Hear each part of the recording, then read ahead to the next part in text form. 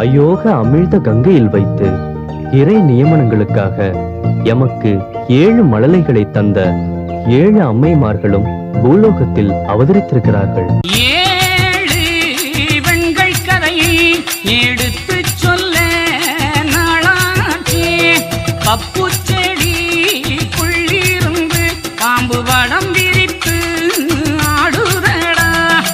7 உலகம் உண்டு, இதை எடுத்து சொல்வார் யார் மகனே? சாதியான கொடிய பாம்பு சதி செய்யும் பாம்பதுதான்.